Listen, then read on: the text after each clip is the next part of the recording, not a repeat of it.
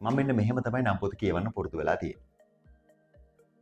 සගම පස්ගම අරත්තන මාදන්වල විල්වල කඩදොර මොර පායද මුළු පුසුල් පිටිය නියංගම් පායස්ථානය වල්වාස ගොඩ සැලව අරම මැදිලිය දික් පිටිය බම්පනේ කාරියගම දඩගමුව අලුත් නුවර පරන් නුවර මාවෙල මා කඩවර හිඟුල කප්පාගොඩ පදීදොර උතුරාවල අම්බුලුගල දැනගිරිකල වාගිරිකල ලෙනගල අල වතුර වතුර මාකුරාව කවුඩුගම විසෝවෙල දැදිගම අරන්දොර දොරවක බට් මඩබඩ විට තොටගෙදර මදුරුපිටිය අත්තනගල්ල ඌරාවෙල ගොඩගෙදර දොරනාගොඩ යටවත්තරාගම මීගමෝ දබදනිය බෙලිකල නවගමෝ බමුණුගම වට්ටාරම වතුදනිය පුහුරිය ගල්බඩගම කොල්ලුර ඔකඳපල උඩපල ආල්ගම නවකෙලිගමුව ඇත්කඳ විහාරය කුරුණෑගල කුරුවේනියාගල ආන්දාගල ඉබ්බාගල යක්දෙස්සාගල නාථගම සංවැල්ල කඩිකාව මළගනේ කබල්ලෑලෙන නියදවනේ නාගල විහාරය රැස්වෙහෙරුව තලංගමුව පෙරියකඩුව දේවගිරි විහාරය සංගමු විහාරය උතුරු පහු විහාරය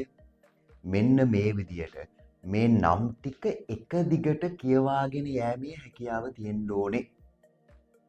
පුළුවන් තරම් බලන්න ඕනේ එක හුස්මට කොච්චර නම් ප්‍රමාණයක් කියවන්න පුළුවන්ද කියලා. මේක ඉතාමත්ම රසවත්.